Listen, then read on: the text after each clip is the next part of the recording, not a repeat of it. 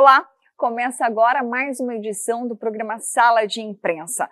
Vamos falar sobre assuntos importantes, sobre notícias falsas, as fake news e também sobre as regras nas eleições 2022. Aqui comigo, Lilian Veron, da Rádio Alemes. Seja bem-vinda. Obrigada, Ida. Obrigada por participar aqui com a gente. E também as nossas convidadas, Kátia Souza, analista do TRE de Mato Grosso do Sul, e Thay Barbosa, que também é jornalista. Sejam bem-vindas e fiquem atentos, porque vamos falar sobre assuntos importantíssimos neste período. Afinal de contas, sabe aquele ditado? Quem conta um conto, inventa um ponto e vira um boato. Isso sempre existiu, né? As notícias mentirosas. Eu queria trazer aqui para a roda de conversa, para o bate-papo, o que já chamou a atenção de vocês em relação ao que chegou até vocês de notícia mentirosa e que parecia verdade, que chamou a atenção e inclusive assustou?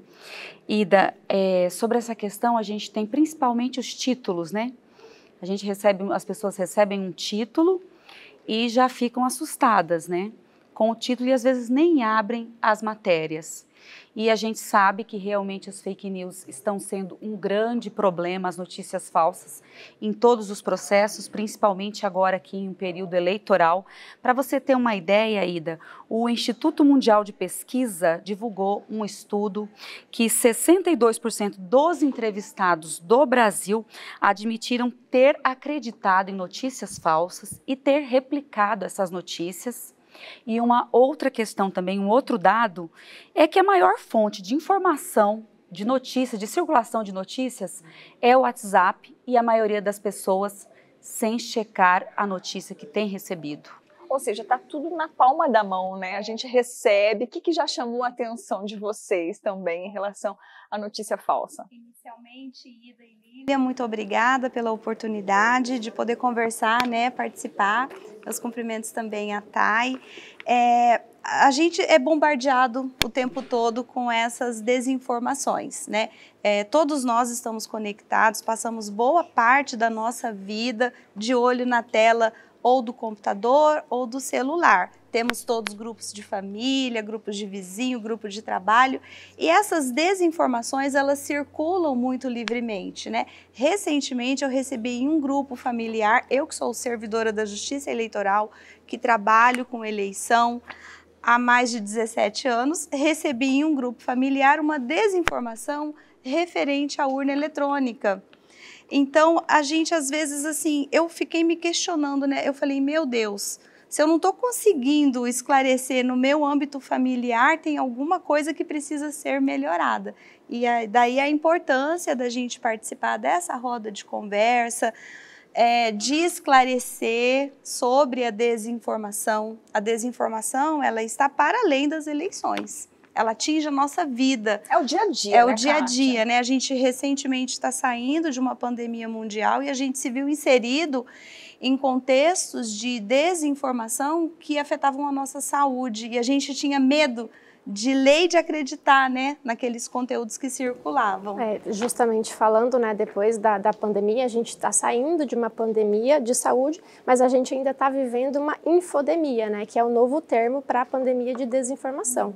Então, o que a gente percebe é que depois do bombardeio de desinformação por conta da pandemia, mas antes disso já havia acontecido isso nas eleições de 2018 e agora isso está muito mais latente, porque isso ganhou corpo, né? Isso virou um desserviço para a população. E o que a gente percebe? As pessoas têm pressa, né? E tudo que valide o pensamento dela, mesmo que aquele pensamento seja deturpado, seja contra o que a gente prega na sociedade, se um pensamento valida, a pessoa compartilha porque ela se sente segura em compartilhar. E na era digital a gente está muito imediatista, recebeu, leu. A Lilian falou de uma situação, o título. Às vezes já é algo mentiroso, mas a gente não lê e já repassa, olha só o que está acontecendo. Mas no seu caso, por exemplo, enquanto jornalista também, tem algo que te chamou muito a atenção e assim, que te motivou a criar o aplicativo, um instrumento que é a notícia verificada? Conta pra gente. A ideia do aplicativo surgiu durante a pandemia mesmo, justamente nesse momento de desinformação, nesse momento de bombardeio, né, de notícias que prejudicaram ainda mais o andamento, né, da evolução do controle da pandemia. Mas o que mais me chamou a atenção foi justamente nos grupos da família. Foi durante a pandemia que eu saí de todos os grupos da família, porque a minha mãe e a minha irmã, elas tiveram Covid, e a minha mãe, uma situação gravíssima, e dentro de um grupo de família eu ouvi que eu era obrigada a exigir um protocolo de Covid, enfim. E foi assim, gente, se as famílias usam essas informações dentro das suas redes para tentar influenciar os próprios grupos, como isso impacta o resto? Né? Como as nossas atitudes dentro de grupos de família sem informação impactam no nosso meio e como isso impacta todo o resto. Então, assim, a gente percebe que isso é uma bola de neve, né? É prejudicial. Avassaladora. Então, assim, ok, hoje nós estamos aqui para discutir política, mas e aí? E economia? E saúde? Entende? São outros segmentos que também sofrem com a desinformação. Eu brinco assim que antigamente a gente via, né, nos impressos, na rádio, na TV, só que hoje em dia os memes, né? Os memes são a prova disso. Qual a maior fake news que vocês se lembram? Eu penso sempre na grávida de Taubaté, não sei se vocês se lembram disso. A mulher foi para os programas de TV, sabe, em rede nacional, pedir doações para uma gravidez que não existe. Aquilo foi uma fake news gigantesca, sabe, que influenciou o Brasil inteiro. A gente teve recentemente um caso, né, referente a uma escola aqui em Campo Grande. Então, assim, o quanto a desinformação tem o poder de influenciar e prejudicar pessoas. A gente sabe que um conteúdo falso, ele é criado para prejudicar alguém. Então, enquanto cidadãos, qual é a nossa obrigação? Né? A nossa obrigação é o mínimo de ter consciência. Para a gente trazer aqui para o conhecimento, a situação da escola da criança que escutou os dois amiguinhos brincando, e estavam brincando de pebolim, né? Foi essa a situação, tá? E aí um dos meninos acabou falando assim, eu vou te massacrar, que era no jogo, na brincadeira. A criança chegou em casa falando para a mãe, olha, vai ter um massacre no colégio, na escola, e isso virou caso de polícia, né? É um alarme, causa uma insegurança, uma mãe foi falando para outra, até que foi verificado que tudo não passou de um mal entendido, né? E isso ali no ambiente escolar. E quando chega, que tá tudo na palma da mão, é muito rápido, né? Exatamente. E aí, para melhorar essa condição de informação, você criou o aplicativo. Isso, eu criei o aplicativo Notícia Verificada. O objetivo dele é trabalhar um pouco como uma rede social, né? Porque a gente sabe que a desinformação principal está ali. Então o aplicativo ele é gratuito, qualquer pessoa pode baixar, tanto na Apple quanto na Play Store. Pode baixar o aplicativo, criar um usuário e a partir do momento em que ela recebe um link de alguma notícia que ela considere suspeitosa, de alguma notícia que ela considere alarmante demais, ela pode enviar o link para a gente fazer essa verificação. Outro ponto que é legal é que o aplicativo foi lançado no dia 1º de abril, né, propositalmente no dia da mentira. E depois que a gente lançou, o que eu percebi foi que as pessoas tinham dificuldade de verificar conversinhas de WhatsApp. Então, uma das atualizações do aplicativo foi inserir uma aba dentro da ferramenta para que a gente pudesse verificar também boatos de WhatsApp, porque a gente sabe que as pessoas recebem informações como se fossem notícia. E nem tudo que você recebe é uma notícia. Eu brinquei. Aconteceu com meu tio. Exatamente, eu conheço quem conhece. Áudios, né? Falsos também. E eu sempre tem uma história, um contexto. Às vezes coloca uma autoridade no meio do áudio. Exatamente. Dizendo que é um policial, que está acontecendo no meu estado e passando uma notícia pelo WhatsApp sem formato de notícia. Exatamente. Ou seja, tem o fato, tem o personagem, tem o órgão oficial, né? Tem e não toda a informação tem mais que é o formato de notícia. Mas se o receptor daquele conteúdo tiver o cuidado de buscar a fonte, certamente ele não vai encontrar uma fonte fidedigna ou um profissional de jornalismo que seja o autor daquela notícia, e aí já descaracteriza essa questão do conteúdo ser notícia. Nem tudo que a gente recebe nas conversas de WhatsApp é notícia. Às vezes é um conteúdo, é um texto, é um vídeo editado com o objetivo de causar a desinformação, né? Em relação à circulação de conteúdos de desinformação referentes ao processo eleitoral, ao sistema eletrônico de votação e também o sistema de apuração, que eu preciso dizer e repetir, é seguro, é auditado e é auditável e funciona muito bem desde 1996, em razão da circulação de um grande conteúdo de desinformação que atingem a credibilidade do nosso sistema. A Justiça Eleitoral ela instituiu um programa permanente de enfrentamento à desinformação. Exatamente por causa dessas circunstâncias. Primeiro, porque um dos propósitos, né, um dos eixos de atuação desse programa é o de informar.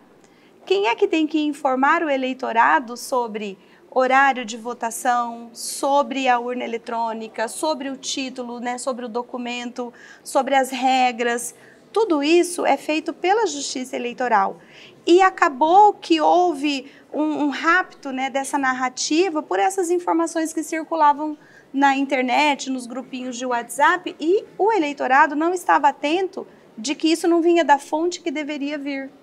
Então, a primeira característica, ou o primeiro foco do nosso trabalho é informar.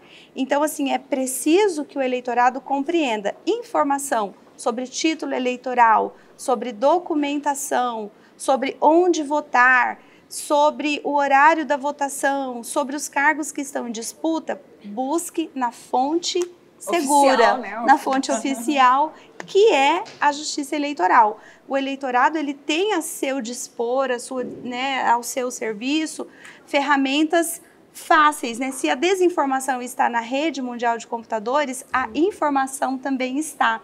Então, nós temos à disposição do eleitorado serviços como, por exemplo, o serviço de assistente virtual para conversas em WhatsApp.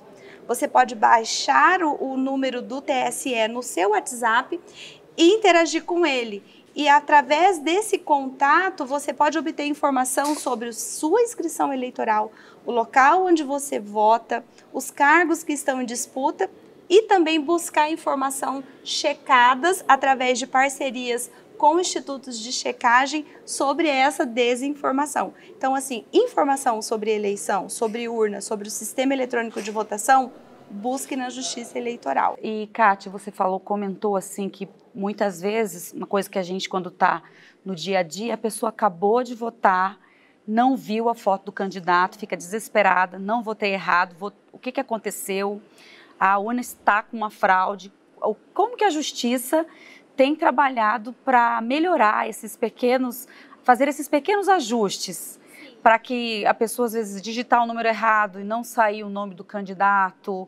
São coisas que você vê o eleitor saindo da urna e reclamando. Então, é muito interessante, Lília, muito bom poder falar disso assim de uma maneira bastante informal, né? Porque o que a gente faz? Após cada eleição, a gente faz estudos de tudo que é reportado sobre o que aconteceu naquela eleição. E a interação do eleitor com o equipamento, às vezes, é causada por dificuldade que o eleitorado tem de lidar com equipamentos eletrônicos. Então, essa dúvida específica de não aparecer a foto ou, eventualmente, de digitar um número e não aparecer a foto que é esperada. O que acontece? Quando o eleitor digita, nessa eleição agora que nós estamos falando, a eleição de 2022, nós temos 5 cargos em disputa. A ordem de votação é deputado federal, 4 dígitos para votar num candidato ou numa candidata, deputado estadual, 5 números para escolher uma candidata ou um candidato, o cargo de senadora ou de senador, de governadora ou de governador e de presidente da República, né? Então, é essa ordem para votar. O que acontece, Lilian? Às vezes, a campanha para os cargos da majoritária, que são os cargos de presidente, governador, governadora, senadora ou senador, essa campanha ela é muito massiva.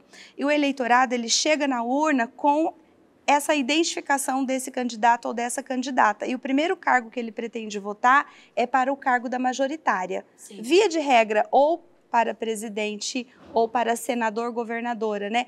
Então, no primeiro cargo, que é de deputado, se ele digitar apenas 2 números, e se isso corresponder a um partido em disputa para aquele cargo, ele vai votar na proporcional. ele vai votar na legenda daquele partido, só que não vai aparecer foto, porque ele não digitou um número correto. Entende? Então, para votar validamente para candidato estadual e para candidato federal, você tem que digitar a sequência de números correspondente a uma candidatura. E aí sim, quando você digita lá a sequência de números que corresponde a uma candidatura válida, vai aparecer a foto. E para esse ano, o tempo de permanência da foto na urna, ela vai ser um pouquinho maior, exatamente para fazer frente a essa queixa de que eu digitava o número e não aparecia a foto. Por quê? Às vezes o eleitor até digitava o número correto, mas ele digitava a sequência de número e confirmava. E você já votou.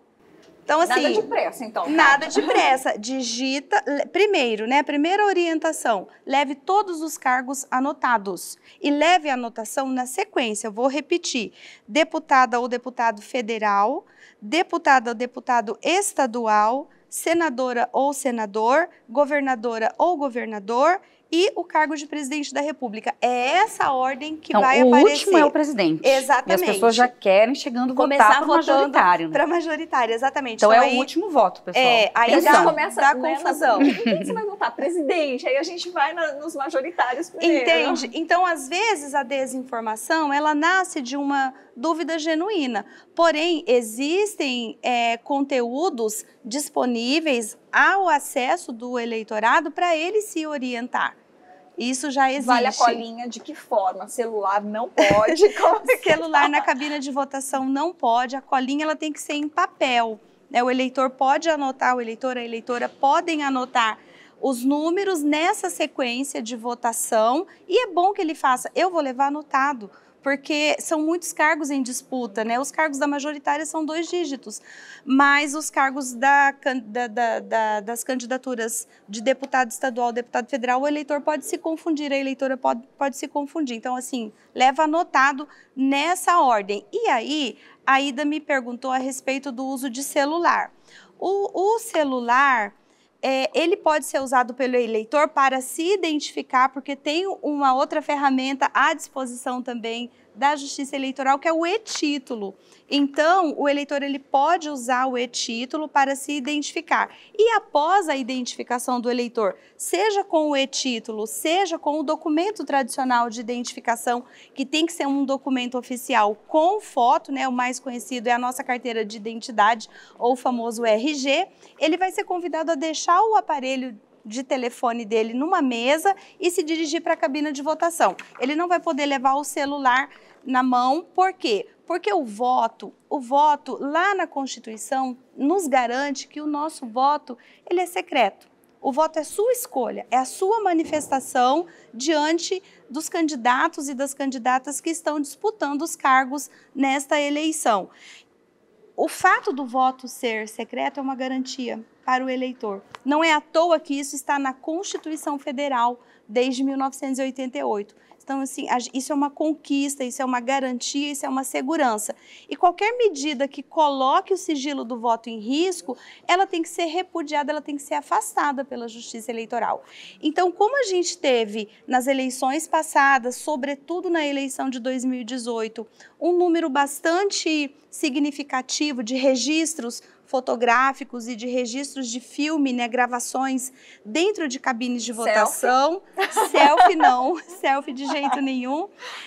Então, esse ano, a fiscalização e a orientação para o eleitorado a respeito do uso de equipamentos de celular dentro da cabina de votação, ela vai ser um pouco mais rigorosa, né? Só que o que a gente sempre reforça é que isso é uma orientação em proteção do eleitor e da eleitora. Ô, Kátia, a votação é sigilosa e silenciosa.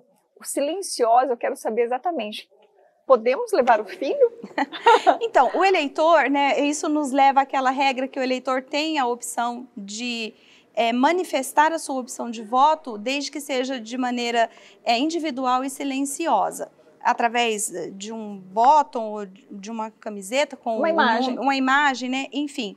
Na hora de votar, ele não pode manifestar verbalmente, ele não pode falar a sua opção de voto. O manifesto é visual, o que está estampado. Exatamente. porque isso poderia ser caracterizado eventualmente como influência para as demais pessoas, né? Então, assim, a manifestação individual e silenciosa.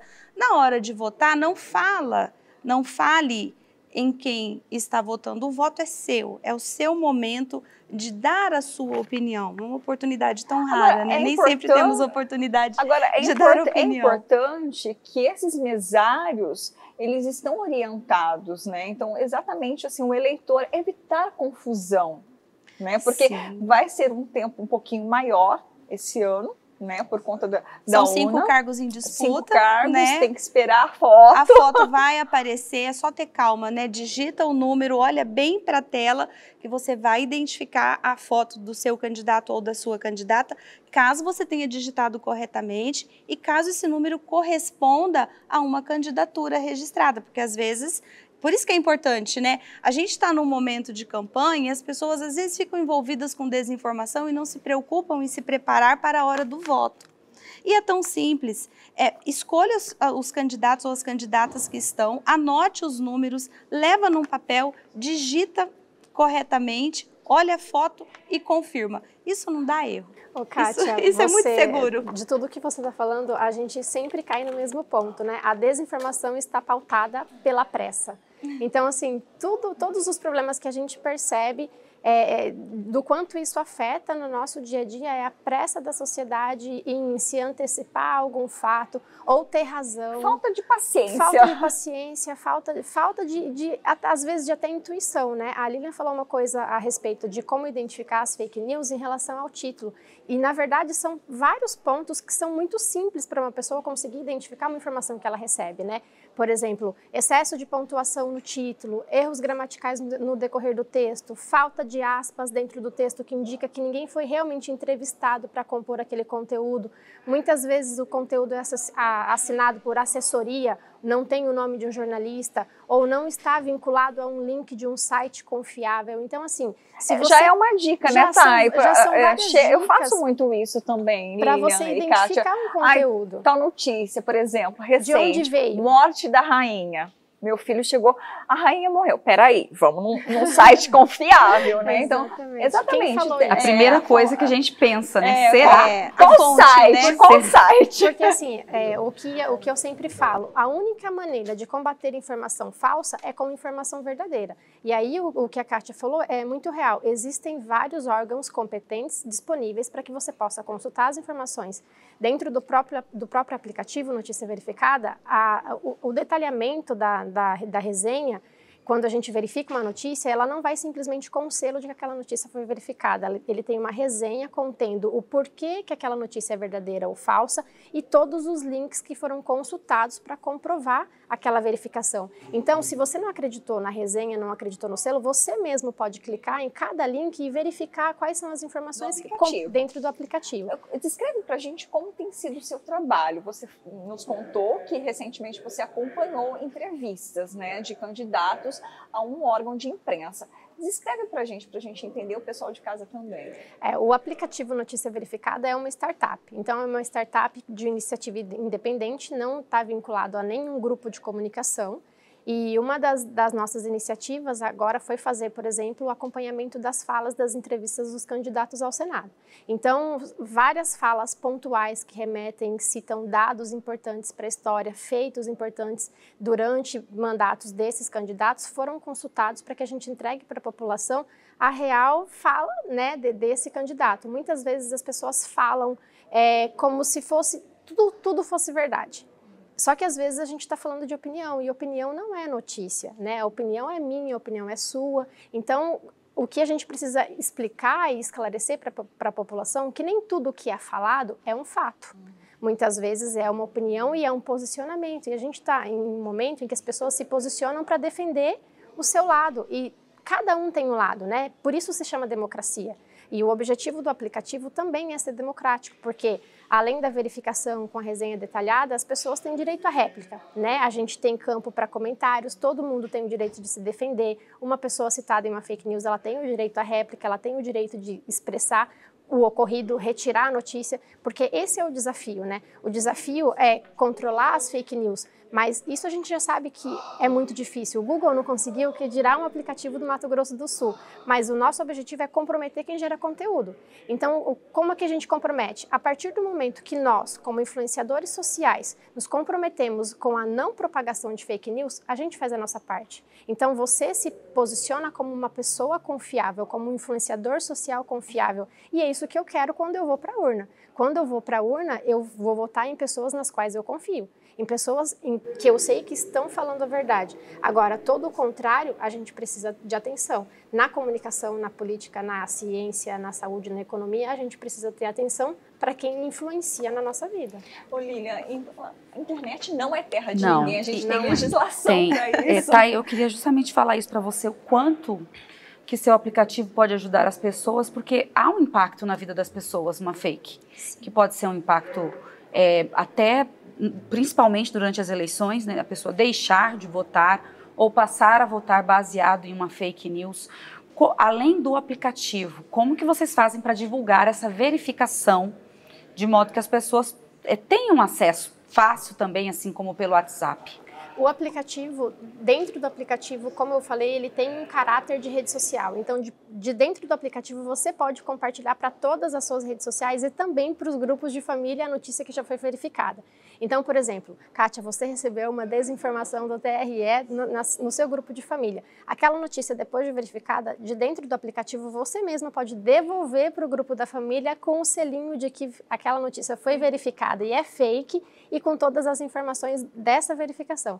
Então, o objetivo é que, além de você verificar, tirar suas dúvidas, não compartilhar fake, você também faça um enfrentamento, porque a partir do momento em que você compartilha uma informação verdadeira, você também está enfrentando as fake news. Então, você é responsável, você também é responsável. E isso também é um ponto, porque as pessoas acreditam que compartilhar notícia falsa não tem problema. Tem problema. Você pode não ser punido com prisão, mas você pode ser punido por desacato, por assédio moral, por N outras coisas, injúria, difamação, calúnia. Então, assim, crime.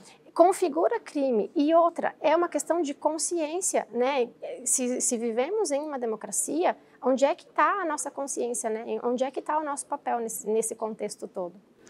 Eu só preciso também reforçar que a Justiça Eleitoral também disponibiliza para o eleitorado esse serviço de esclarecer acerca das desinformações que são relativas à eleição, à urna eletrônica, enfim. Então, lá no site do TSE tem um banner que se chama Fato ou Boato. E esses esclarecimentos, eles são feitos através de parcerias da Justiça Eleitoral com agências de checagem. Então, circula pela internet, pelos grupos, um determinado conteúdo. É feita uma verificação, é feito um esclarecimento e lá assim, tem o título. Então, por exemplo, na semana passada começou a circular dizendo a respeito do serviço de recenseamento, né, que está acontecendo com a urna eletrônica. Então, isso já está esclarecido. Sobre voto nulo, voto em branco, se você votar parcialmente, enfim, todas essas situações que envolvem a eleição, as notícias as desinformações mais conhecidas estão lá. Quem recebeu um conteúdo pode buscar, tanto no aplicativo que a Thay mencionou, parabéns pelo aplicativo, né? Muito legal contar com esse serviço. E também pode buscar essa informação, se for relativa à eleição, lá no Fato ou Boato. Está tudo esclarecido lá. E aí, se também tiver vontade, divulgar, né, entre os conhecidos a notícia verdadeira ou desmentido ou esclarecimento. E o TRE está também vendo os próprios candidatos para... Toda vez que a gente fala em relação à punição, sanção, a gente fala de um processo judicial, do devido processo legal. Vivemos numa democracia, né? Então, toda vez que você comete uma ação ou uma omissão, se isso causar dano à imagem ou a terceiro ou alguma pessoa, isso vai ser avaliado pelo Poder Judiciário com a participação do Ministério Público, investigação pela Polícia Federal e, a depender do caso, a depender da situação, a depender da gravidade, pode haver sanção, sim. Às vezes a sanção é descontinuar um conteúdo que circula na internet, ou aplicação de multa, ou sanções mais severas.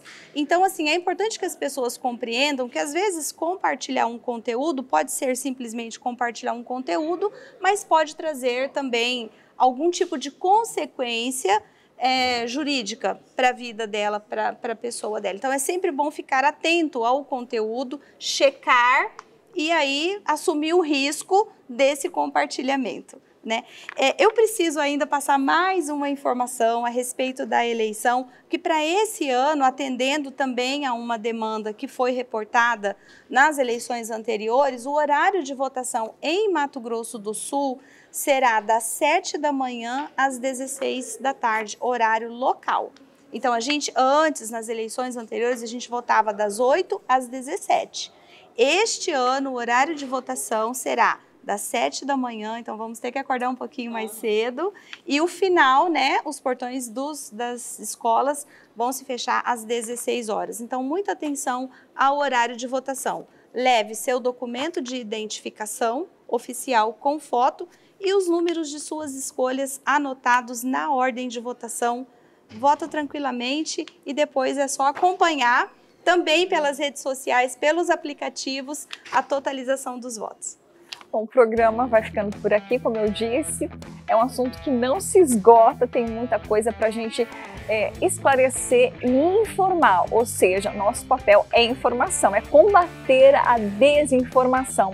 Obrigada, meninas, pela participação aqui no programa Sala de Imprensa, em especial a você que nos acompanhou e pode conferir a nossa programação no canal 9 da NET, no YouTube e na nossa página oficial, al.ms.gov.br. Até mais!